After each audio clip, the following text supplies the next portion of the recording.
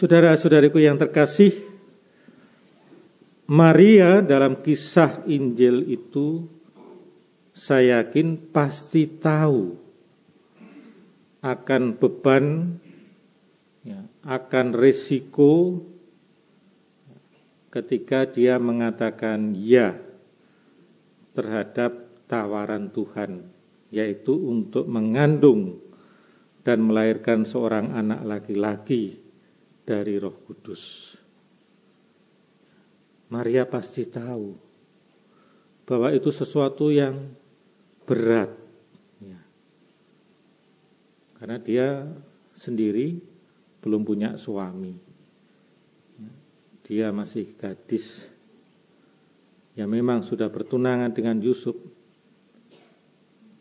tetapi dia tidak akan melahirkan dari Yusuf, dari Roh Kudus. Dan ini resikonya besar. Resikonya besar, terutama resiko sosial. Ini tiba-tiba ada seorang gadis umur 14-15 tahun mengandung tanpa menikah. Nah, meskipun yang dikandung itu adalah anak Allah. Jadi rahmat besar, tapi resiko juga besar. Berkat yang ditawarkan kepada Maria itu sangat besar, luar biasa. Privilege, keistimewaan menjadi ibu Tuhan. Ini langka, hanya ada satu-satunya. Tetapi resiko dan konsekuensinya juga sangat besar. Nah, yang menarik, Maria bersedia. Kenapa? Karena percaya kalau Tuhan memberi tugas, pasti Tuhan tidak akan meninggalkan. Tuhan akan memberikan jalan. Tuhan akan membantu. Poinnya di situ. Maka malaikat tadi mengatakan, Roh Kudus akan turun atasmu dan kuasa Allah yang Maha Tinggi akan menaungi engkau. Artinya Tuhan tidak hanya suka memerintah ya. Kamu mau jadi ibu, mengandung anak dari Allah. Cuma perintah saja tidak, tetapi juga memberikan kekuatan. Aku akan menyertai engkau. Dan itulah yang membuat Maria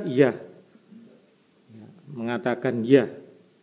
Saya bersedia karena saya tidak menghadapi resiko itu sendiri. Saya didampingi oleh Allah sendiri. Saudara-saudari yang terkasih, saya yakin kita punya pengalaman yang sama. Terutama mungkin dari antara saudara-saudari ini ada yang jadi pengurus, mungkin di lingkungan atau di kelompok kategorial, atau tugas yang lain, tugas pelayanan yang lain. Saya beberapa kali bertemu dengan orang-orang yang menjadi aktif menjadi aktif dalam organisasi, dalam hidup menggereja, diberi tanggung jawab. Saya tanya, kisahnya dulu gimana? Kisahnya itu, Romo, dulu awalnya tiba-tiba orang percaya kepada saya, menunjuk saya. Saya enggak ada bekal, memang enggak ada sekolah untuk jadi ketua lingkungan, enggak ada sekolah untuk menjadi pelayan. Tapi orang percaya, kamu jadi ketua panitia. Karena melihat, orang ini kepribadiannya baik. Nah terus kamu kok mau menerima? Ibu kok mau menerima? Karena saya percaya, kalau saya melakukan tugas yang baik, pasti Tuhan akan membantu. Jadi orang ini tahu bahwa tugas melayani itu berat. Tugas jadi ketua, tugas jadi koordinator sudah enggak digaji, paling banyak dirasani, dicemooh, dikritik, wis ora oleh gaji, tetapi banyak dimaki-maki. Dia tahu itu. Tetapi dia tetap ambil. Kenapa? Tugas itu baik. Dan dia yakin bahwa Tuhan akan membantu dia. Dan benar, meskipun dia nggak punya pengalaman, ada saja jalannya Tuhan ya untuk membantu dia mengkoordinir itu ya. Waktu itu mengadakan dia cerita mengadakan bakti sosial untuk membantu orang-orang miskin membutuhkan dana puluhan juta. Saya dapat dari mana? Saya nggak punya pengalaman. Tapi karena ketulusannya ada saja yang ya, menggerakkan ya. Tuhan itu menggerakkan orang-orang yang karena dia lihat ini orang ini tulus mau bekerja. Sementara saya hanya punya uang, tidak bisa bekerja untuk langsung titip uang menyalurkan, dan akhirnya terlaksana. Dia kaget. Lalu dia berefleksi, ya inilah kalau bekerja untuk Tuhan, itu Tuhan tidak akan meninggalkan. Apa maksudnya bekerja untuk Tuhan? Bekerja untuk kebaikan. Segala sesuatu yang baik yang kita lakukan, itulah sebenarnya kita bekerja untuk Tuhan. Apalagi pelayanan kepada orang-orang yang membutuhkan.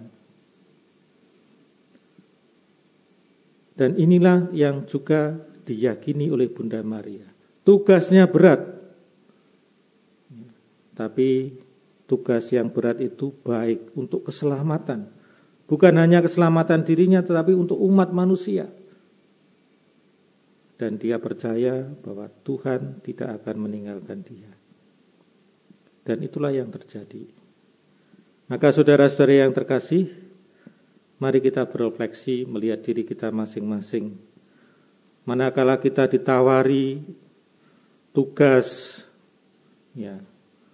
untuk melayani, tugas untuk menjadi panitia ini, tugas untuk menjadi koordinator, tugas untuk menjadi mungkin ketua lingkungan, ketua organisasi, ketua panitia, apakah kita merasa, janganlah tugas ini berat? Apakah kita memiliki iman bahwa ketika kita melakukan sesuatu yang baik, meskipun berat, Tuhan akan menaungi kita, Tuhan akan menyertai kita. Mari kita mohon iman kita supaya ditambahkan, sehingga kita berani mengambil tanggung jawab untuk tidak hanya memikirkan diriku, keluargaku, tetapi juga memikirkan keselamatan orang lain. Dan tidak hanya memikirkan, tetapi kita bekerja keras untuk kebahagiaan orang lain. Karena kita yakin Tuhan akan menyertai. Amin.